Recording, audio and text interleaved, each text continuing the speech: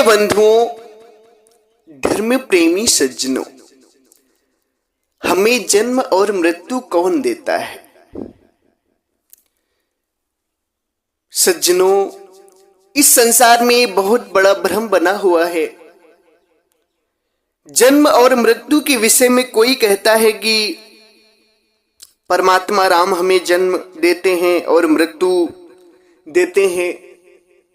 कोई कहता है काल हमें मारता है, काल ही जन्म देता है। कोई कहता है यमराज आता है, हमको ले जाता है, जन्म मृत्यु में डालता है। कोई कहता है यमराज के 2 दूत आते हैं, हमें जन्म मृत्यु में डालते हैं। आखिर सच्चाई क्या है, हकीकत क्या है? आखिर जन्म और मृत्यु हमें कैसे मिलता है? आज हम बहुत ही गहराई से इस विषय पे आपको समझाएंगे। इसी संदर्भ में सदगुरु की सेवा में, आश्रम में की सेवा में सदगुरु के परम भक्त श्री कृष्णादांगी जी और उनकी भक्त श्री कृष्णादांगी जी और मुरली दांगी जी, जो इंदौर की धरती से, मध्य प्रदेश की धरती से हैं, इनके द्वारा सदगुरु की सेवा में दान आया है। खूब खूब आशीर्वाद। भक्त श्री कृष्णादांगी जी और मुरली दांगी जी सदगुरु के भक्त भी बन चुके हैं। साथ ही साथ बड़ा सुंदर भाव है, आए भी थे, आश्रम पे रुके, सदगुरु का पूरा सत्संग श्रवण करते हैं। बहुत ही विवेकी भक्त हैं। इनके साथ सदगुरु के परम भक्त श्री वस्ती राम कटारिया जी, जो अपनी कमाई का 10वां अंश गुरु को दान कर रहे हैं और सदैव दान करते रहते हैं। इनको भी खूब खूब आशीर्वाद। सज्जनों, जो लोग कहते हैं कि परमात्मा ही जीवों को जन्म और मरण में डालते हैं, तो सदगुरु परमात्मा कबीर साहब इस बात को कहते हैं, राम न काहू मारते ना हत्यारे राम, आपे ही मर जाते हैं कर कर खूटे काम। सज्जनों, सदगुरु परमात्मा कहते हैं कि राम और परमात्मा किसी को जन्म मृत्यु में नहीं डालते। राम न काहू मारते ना हत्यारे राम, प्रभु हत्यारे नहीं, परमात्मा हत्यारे नहीं। जो लोग जन्म और मरण परमात्मा से समझते हैं, वो ऐसा मानना बंद कर दें, क्योंकि राम और परमात्मा हत्यारे नहीं है। राम न काहू मारते ना हत्यारे राम, राम और परमात्मा हत्यारे नहीं। राम परमात्मा एक ही शब्द है। राम और परमात्मा किसी को जन्म मरण में नहीं डालते, वो हत्यारे नहीं। सारे लोग अपने ही खोटे खोटे काम करके मर जाते हैं। सदगुरु का कहना है कि राम और परमात्मा, राम परमात्मा को जो तुम मानते हो कि वो तुम्हें जन्म और मृत्यु में डालते हैं, तो ऐसा नहीं है। सज्जनों, कोई कहता है कि काल ही सबको जन्म देता है, मारता है। जरा आप विचार करिए कि इस संसार में एक मिनट में अनगिनत जीव मर रहे हैं। 1 मिनट तो छोड़िए, सेकंडों में, 1 मिनट तो छोड़िए, सेकंडों में अनगिनत जीव मर रहे हैं। मनुष्य मर रहे हैं, पशु पक्षी मर रहे हैं, जीव जंतु मर रहे हैं, कीड़े मकोड़े मर रहे हैं। कुछ जीव जो आपको दिख रहे हैं आंखों से, ये तो मर ही रहे। कुछ जीव ऐसे होते हैं ना कि वो आपको दिखाई नहीं देते, वो बहुत महीन शरीर पकड़े होते हैं, जो आपको इन आंखों से नहीं दिखाई देती है। वो सारे के सारे जीव 1 सेकंड में अरबों खरबों जीव मर रहे हैं। तो आप विचार करिए कि एक अकेला काल अरबों खरबों जीवों को कैसे जन्म और मृत्यु में डालता हो। भाई, काल तो अकेला है, अरबों खरबों जीवों को कैसे जन्म मृत्यु में डालता होगा। यहां पर आप विचार करिए कि जब गेहूं काटा जाता है, कटाई होती खेतों की, तो अनगिनत जीव मरते हैं। आप जब स्नान करने जाते हैं, अपने शरीर को रगड़ते, तो इसमें महीन बहुत सारे जीव इसमें चिपके हुए होते। सब इतने कमजोर उनकी शरीर होती कि जैसे आप रगड़ते सब मर जाते हैं। हजारों लाखों जीव आपके शरीर में चिपके हुए सब मर जाते हैं।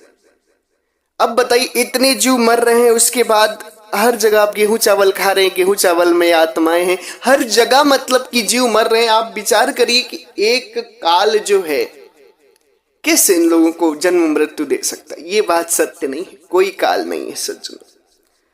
ना ही कोई यमराज के दूत आते हैं, ना ही यमराज आते हैं। यमराज के 2 दूत आखिर इतने जीवों को ले कैसे जाएंगे? क्योंकि संसार में अगर गणना की जाए ना तो 1 सेकंड में, पल भर में अनंत अरबों जीव मर रहे हैं, अनंत अरबों जीव जन्म ले रहे हैं। पल भर में संसार में अनंत अरबों जीव मर रहे हैं, अनंत अरबों जीव जन्म ले रहे हैं। इसमें एक काल या यमराज या जो 2 दूत कुछ कर ही नहीं सकते। इतने अनंत अरबों जीवों को जन्म देना और मारना नहीं सज्जनों, इस अंधकार से आप निकलिए। ना ही ये काम परमात्मा का है, ना ही कोई काल है, ना ही कोई यमराज है, ना ही कोई यमराज के दूत हैं।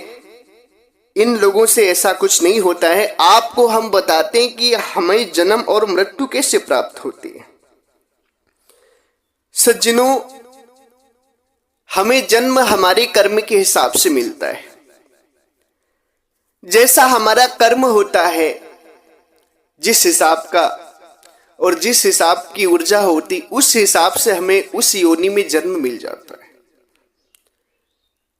इस विषय को हमने बहुत विधिवत तरीके से 2 वीडियो में डाला है कि आत्मा शरीर कैसे धारण करती है। इस सत्संग को आप सुनना चाहते हैं तो हमने 2 वीडियो में डाल दिया है कि आत्मा शरीर कैसे धारण करती है। आप YouTube पर जाके सुन सकते हैं।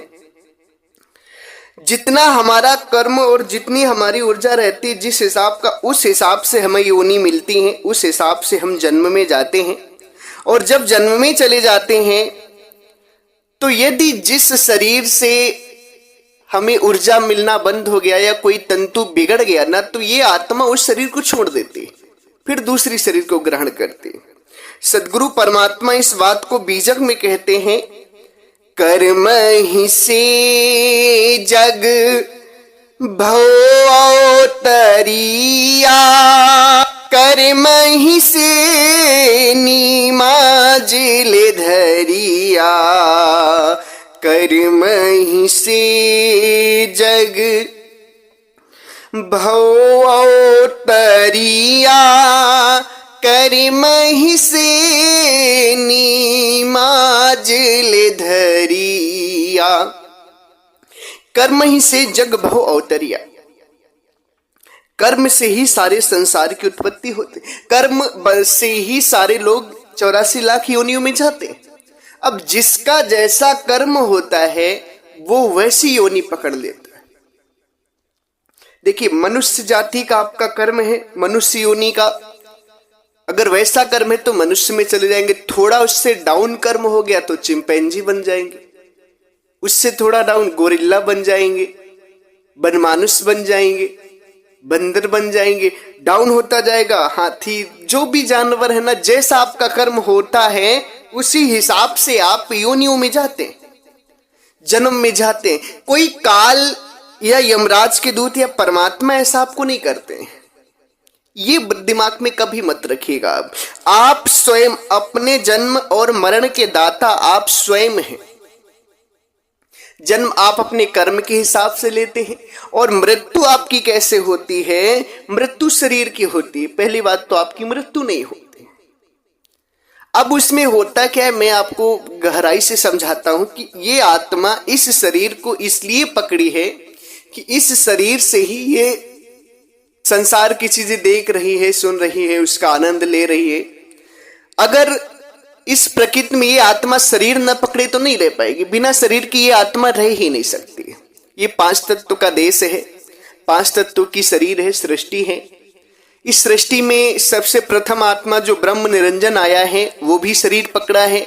हम सब भी शरीर पकड़े हैं ना। वो ब्रह्म निरंजन इस संसार में नहीं शरीर है, ना ही हम लोग नहीं शरीर हैं। बिना शरीर पकड़े ये आत्मा इस प्रकृति में कुछ नहीं कर सकती है। इसलिए ये आत्मा शरीर पकड़ कर ही सारे काम करती है। शरीर से ही भोजन अपना आहार लेती है, ऊर्जा लेती है, शरीर से ही के माध्यम से बोलती है, शरीर के माध्यम से सुनती है। बिना शरीर की आत्मा यहां रह ही नहीं सकती। अब इसने शरीर पकड़ा हुआ है, जैसे मनुष्य का शरीर है। अब इसने पकड़ा हुआ है, उसमें कोई तंतु बिगड़ गया, अंदर से तंतु बिगड़ गया तो ये आत्मा क्या करती है, जब तक इस शरीर से थोड़ी बहुत ऊर्जा मिल रही तब तक तो इसे नहीं छोड़ती है। जैसे ही एक ज्यादा से ज्यादा जर्जर हो जाता है तो ये आत्मा इस शरीर को छोड़ देती है और सूक्ष्म शरीर पकड़ती है, सूक्ष्म को तुरंत स्थूल में कन्वर्ट करके फिर से भोजन की तलाश में निकल जाती, गर्भों में जाती, गर्भ में जाकर भोजन करके ठहर जाती, पलने लगती। तो सज्जनों, जैसे ही इस आत्मा की जो शरीर है जिसमें ये आत्मा है, इस शरीर का कोई पार्ट बिगड़ता है या आत्मा को ऊर्जा मिलना बंद हो जाता है ना, तो फिर ये आत्मा इस शरीर को त्याग देती है, फिर दूसरी शरीर धारण कर लेती है। ये आत्मा स्वयं शरीर पकड़ती है और स्वयं छोड़ती है, इसमें किसी दूसरे का कोई हाथ नहीं है। कभी भी आप लोग इस भ्रम में मत रहिएगा कि परमात्मा जन्म मरण में डालते हैं या काल डालता है या यमराज डालता है, यमराज के दूत डालते हैं, ऐसा कुछ भी नहीं। जन्म और मरण में आप स्वयं जाते हैं।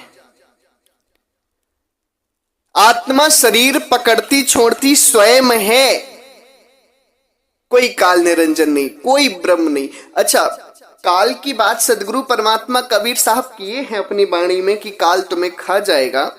तो सज्जनों, काल जो है ये संसार के लोग काल को, यमराज के दूतों को सदियों से मानते चले आ रहे हैं कि काल और काल के दूत, यमराज आदि जो हैं ये हमें जन्म मरण में डालते हैं।